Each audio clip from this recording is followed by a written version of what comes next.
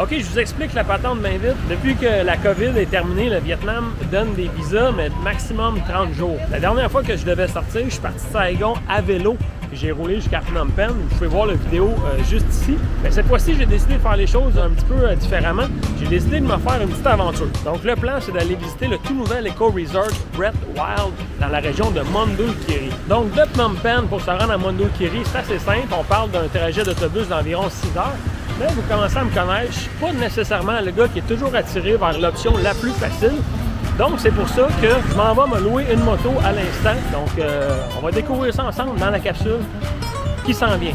C'est le moment de vous parler de mon commanditaire Conteneur Expert. Aujourd'hui, je mets leur logo en avant-plan comme ça et je laisse planer le mystère, tout en vous proposant fortement d'aller visiter leur site web pour découvrir comment les conteneurs pourraient changer votre vie. Ouais, je sais que c'est un peu intense, là, mais c'est possible, c'est possible. Fait que je suis embarqué sur ma moto rapidement et j'ai volontairement décidé de faire un petit détour pour longer le Mekong et passer par la petite ville de Kratie avant de rejoindre la province de Mondulkiri. I go to Kratie.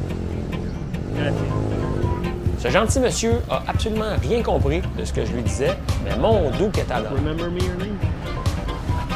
It's complicated. En direct de... Laissez-moi regarder sur mon téléphone. Kampong Cham. Vraiment le fun à date. La route longe le Mekong est calme, c'est cool, c'est vraiment smooth. Donc si je me trouve juste à la sortie de la ville de Kampong le Cham, je pense que ça vaut la peine de montrer ça, le fleuve, hein? C'est impressionnant. Toujours sur la route, je me suis arrêté pour observer quelques minutes de ce match de soccer dans un petit village perdu et finalement arriver en fin de journée à destination. Je viens de check-in à mon hôtel. Ça me coûte 13$ US, direct sur le bord, comme vous voyez ici, sur le bord de la rivière. 8 h du matin, je suis prêt à reprendre la route. Donc, petit arrêt, j'ai passé à peine quelques heures à Kratie. J'ai pas eu le temps de visiter, pour être bien honnête. Je pense que l'attrait ici, ça doit être vraiment de se promener sur le Mekong, d'explorer un peu les alentours. Mais la ville en tant que telle, bien qu'intéressante, n'a pas d'attrait particulier. Façon polie de dire, c'est cool, mais il n'y a rien à coller ici. Petit arrêt pour vous montrer à quoi ça ressemble. Ça ressemble à ça. Le point positif, c'est quand même super agréable, c'est le fun. Point négatif, il n'y a pas de montagne, il n'y a pas de forêt. Donc c'est un peu quand même un peu drabe. J'espère quand même qu'il va y avoir un peu plus de nature, un peu plus sauvage. Alright, je savais que ça allait finir par arriver. C'est ça aussi, je voulais dire. Il y a beaucoup de gens qui n'ont pas eu la chance de voyager dans ces pays-là puis qui ont une vision un peu romantique de l'Asie du Sud-Est, Thaïlande, Vietnam, Cambodge, peu importe, qui pensent que hey, c'est la jungle partout puis tout ça. Mais non, c'est vraiment pas la jungle partout. Nous autres, en construction, côté cambodgien. Alors on voit ici, au lieu de mettre des côtes, nous autres, mettre des branches à terre. Donc, c'est pas fou comme idée. Les derniers milles avant d'y arriver, on est littéralement à côté. Je voulais juste montrer à quoi ça ressemble. Vraiment les alentours. Sounds good, on est creux, c'est hot.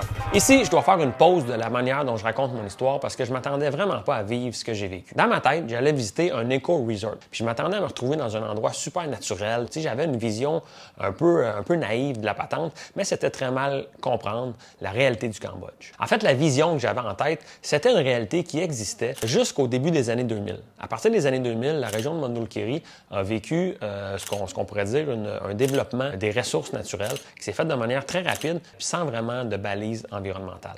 Les belles forêts vierges qui couvraient la région ont malheureusement été rasées et remplacées en grande majorité par des plantations, que ce soit des plantations de rubber tree, les arbres à caoutchouc ou des plantations de café. Tout ce qui reste de vraiment naturel de la région se trouve dans quelques petites poignées de zones préservées. C'est fou, la première chose que tu remarques, c'est le son.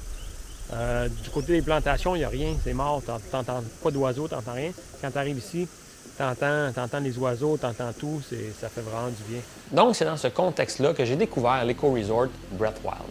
Malgré le fait que l'environnement extérieur du resort n'était pas exactement ce à quoi je m'attendais, le resort en tant que tel est incroyable. Les huttes sont super confortables, toilettes privées, super piscine, restaurant et bar avec une salle commune pour les invités. Ils organisent même des sorties en 4 roues pour faire découvrir les alentours. Sérieusement, c'est vraiment un endroit super agréable. Mais malgré tout ça, j'avais quand même une seule question en tête. Pourquoi avoir construit ce super établissement ici? Il devait bien avoir une raison. Et oui, il y avait une raison. Après mon séjour au resort, je suis retourné à Phnom Penh où j'ai rencontré Davina, la gérante du resort, puis elle m'a expliqué bien des affaires. Le but dans tout ça, c'est pas juste d'avoir des touristes, des clients.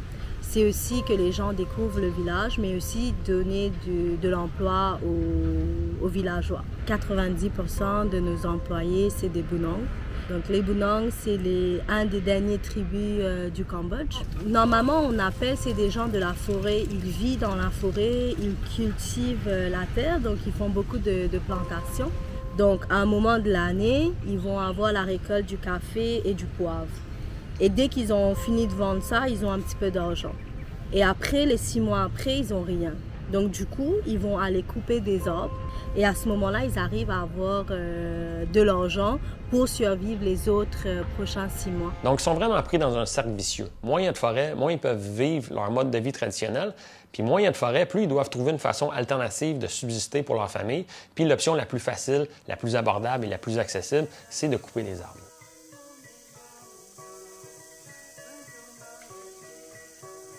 Pendant mon séjour, Churb, qui est un employé pour Brett Wild, a été mon guide qui m'a fait découvrir la région. Il est bien placé pour parler parce qu'il est lui-même Benong. Il est né et a grandi dans ce qui était jadis les forêts ici autour du resort. Before now we live in the forest. Everything, the food or vegetable or something, we find inside the forest, like the fish and for animal also. Only rye we plant rye, corn. 20 years ago, a lot of tree, a lot big. So when people hold around, and then a lot animal. Yeah. 20 years ago. Yeah, 20 years ago. I very like before, but now like destroy already. And they cut the trees to sell to the Vietnam. trees to sell to Vietnam. Yeah, sell to Vietnam. So it's an illegal market. They sell it to the Vietnam illegally. Yeah, they sell to Vietnam. Here we close to Vietnam. Well, here to Yes, Vietnam. I know. Yeah.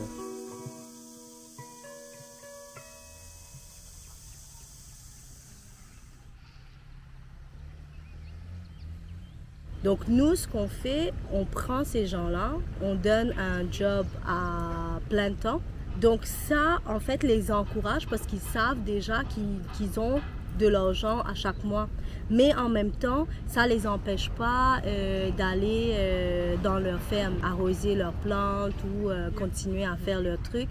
Et cet argent où ils vendent leurs trucs après, c'est un petit peu un extra pour eux qu'ils ont pendant toute l'année. Mais ce qu'on fait aujourd'hui, c'est qu'on essaye de replanter le maximum qu'on peut, de faire en sorte qu'il y a une forêt. Et on espère qu'un jour, tout ça, ça va être boisé, rempli d'arbres. J'espère vraiment que cette capsule-là vous a touché. Je ne m'attendais pas à prendre cette curve-là avec l'aventure que j'ai vécue, mais je ne pouvais vraiment pas passer à côté de vous partager la vraie expérience que j'ai vécue puis ce qui s'est vraiment passé dans ce voyage-là. Sur ça, je vous dis à bientôt pour de nouvelles aventures. Il y a d'autres capsules qui s'en viennent parce que c'est ça la vie, hein? On finit quelque chose, on recommence quelque chose. C'est le cycle, the cycle. En parlant de cycle, les prochaines capsules, ça va porter sur du bicycle. On s'en reparle.